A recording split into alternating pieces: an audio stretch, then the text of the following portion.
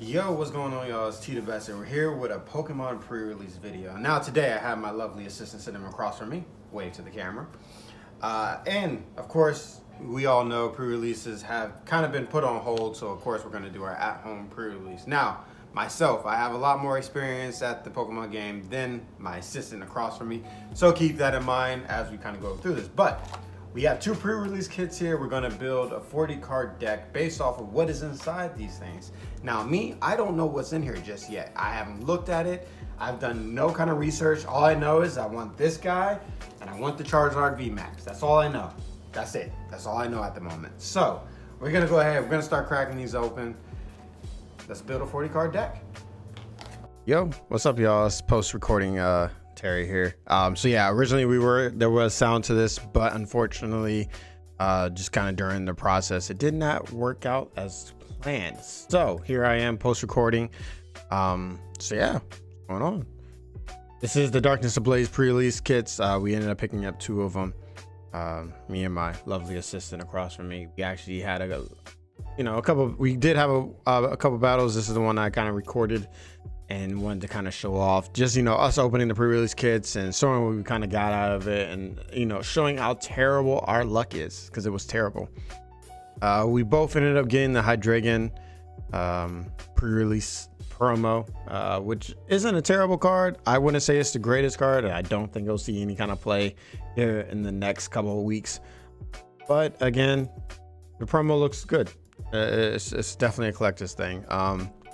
But outside of that, we really didn't get anything out of our pre-release kits. Nothing. So as you can see here, we're kind of still building out our decks at the moment. I helped out my assistant, hers. She has been only playing for about, I want to say about 4 to 5 months now, and she's picked up the game really well. But she did not have that much confidence in herself to build out a deck, so I kind of just helped out with that, which is fine. I had no issues with it. This is just a very fun game to do, and pre-release is always great.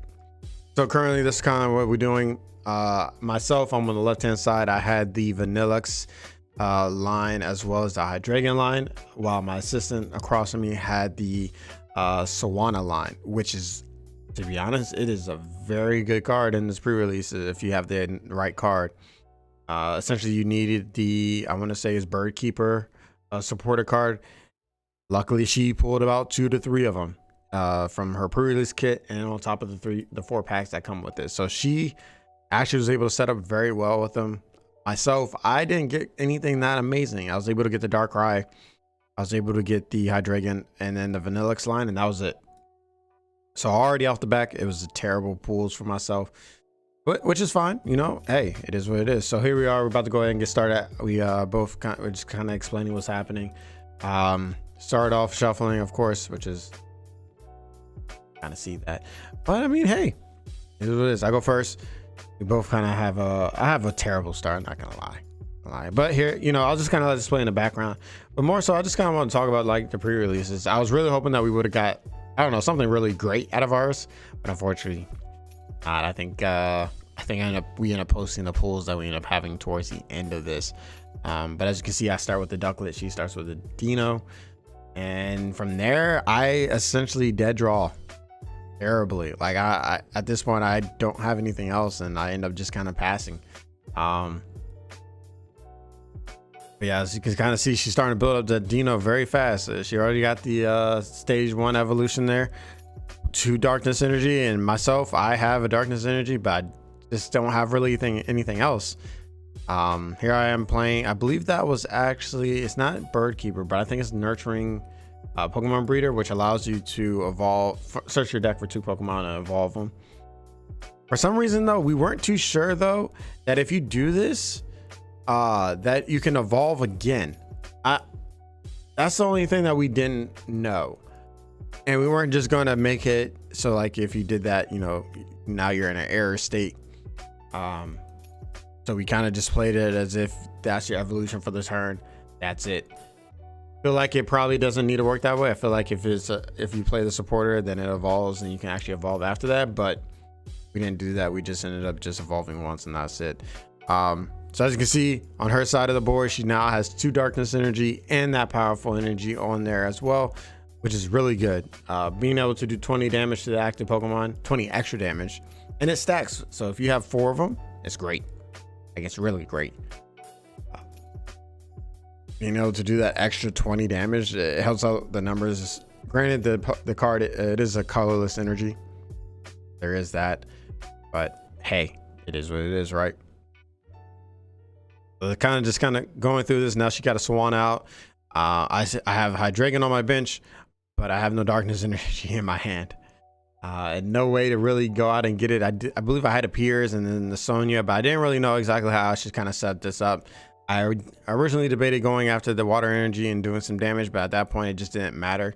Now of course I know I misplayed at some point in time because I did not realize that I had Darkrai in my hand, and I probably could have won if I played that down. But hey, I'm not worried about it. It is what it is. You know, it was a fun game. It was a fun game. We learned a lot of the new cards. Like I said, we both did not view any of the new set of the cards. I do know what the chases are, so you know, come time for when we do get a box, we will be opening up, I want to say about 2 booster boxes that go around.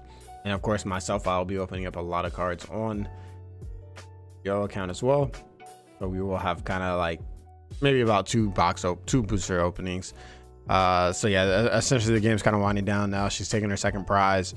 I have nothing set up. She has her entire board already set up. She's got 2 Sawanas down there. So even if I did knock out her active, did not matter. I lost. There is nothing else I could really do here. So I kind of just played it out, see what I can do. Not really much going for it. I kind of realized a little late that, as you can see, as I started powering up that Darkrai, there really wasn't anything else I can do. So yeah, just gonna sit here and just you know, take the beating. All you can do. But I am looking forward to Darkness Ablaze. We are getting our 2020 rotation this year, even though there is not really any tournaments going on, but rotation will happen. As you can see, we kind of just scooped him up because that was game. But hey, what are the cards that y'all are chasing if you do collect Pokemon cards, or if you are looking forward to the new Darkness Ablaze set? What are you chasing out there? Myself, I'm going for that Crobat, the Eternatus V, and VMAX, and you know, just a whole lot of other cards. So yeah, tell me what y'all think. Let me know what y'all looking out for. Gonna finish out this one. I believe we actually only get 1 V out of this set, and I believe it was the Galarian Stunkfish V. As you can see, it's the alternate art. Does look really dope, but unfortunately that was the only pull that we ended up getting. Everything else didn't work out. So that's it for this. I'll catch y'all on the next one. Peace out.